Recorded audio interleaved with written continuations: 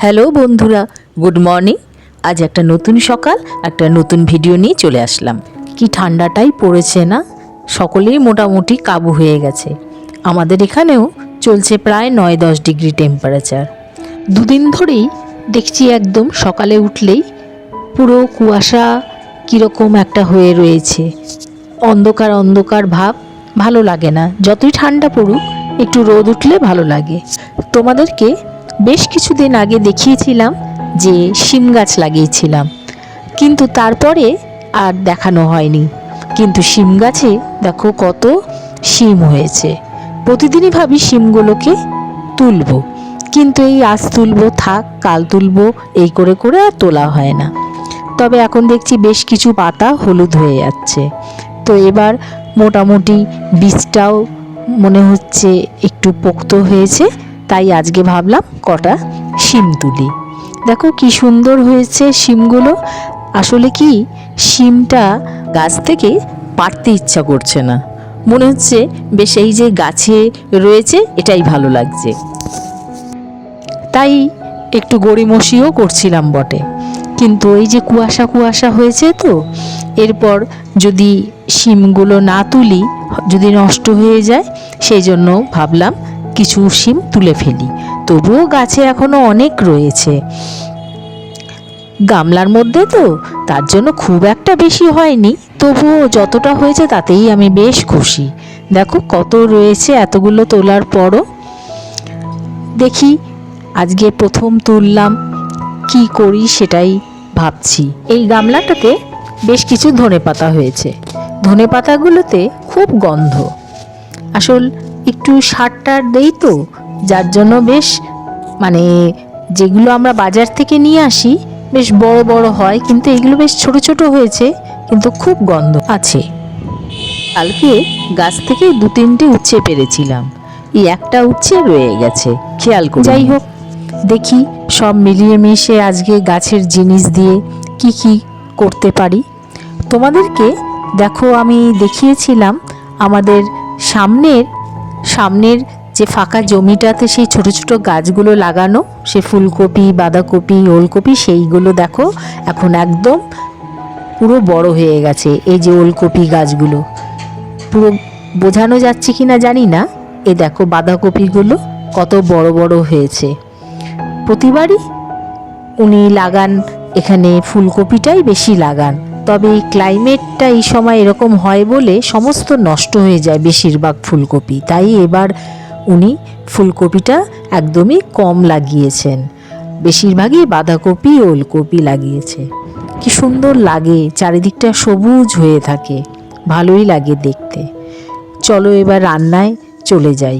ভাবলাম যখন শিমটা পারলামই গাছ থেকে, তখন তাহলে একটু ভাজা মুগ ডাল, শিম দিয়ে, আর বাড়িতে একটু পেঁপে আছে, পেঁপে দিয়ে করি।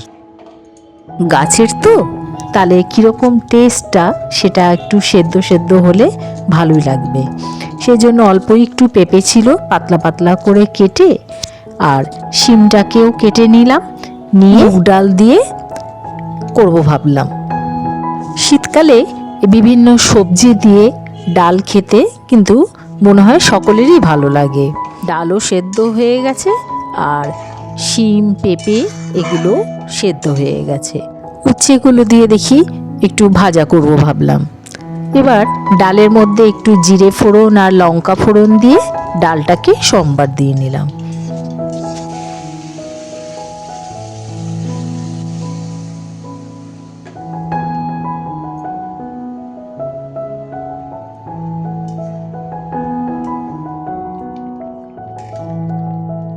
শিম দিয়ে পেঁপে দিয়ে ডাল রান্না হয়ে গেল।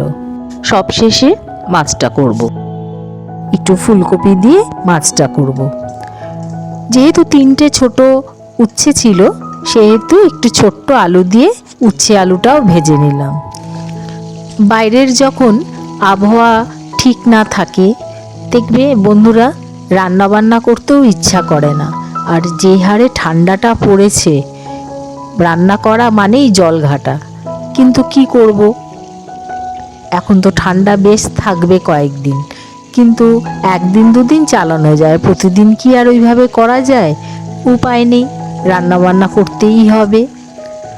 তাই ভাবলাম মাছটা রয়েছে, তাহলে মাছ দিয়ে একটু ফুলকপি দিয়ে মাছটা করে ফেলি। যারা আমার নতুন ভিডিও দেখছো বন্ধুরা, আমার চ্যানেলে নতুন এসছো, আমার ভিডিওগুলো যদি ভালো লাগে অবশ্যই একটা লাইক দিয়ে চ্যানেলটাকে সাবস্ক্রাইব করে দেবে। মাছে মশলাতে দিলাম জিরে, ধনে, হলুদ, লঙ্কা আর আদা বাটা, এই দিয়ে মশলাটা দিয়ে দিলাম। স্বাদ মতো লবণ দিয়ে দিলাম।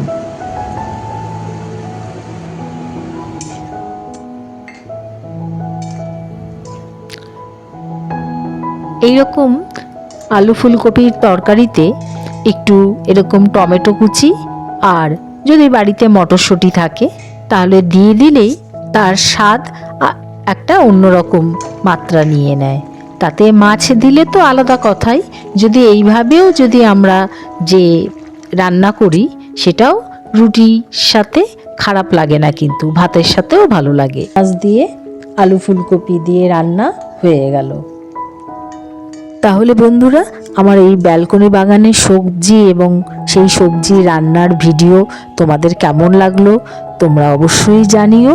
আর যদি ভালো লাগে একটা অন্তত লাইক দিও। তাহলে দেখা হবে পরের ব্লগে।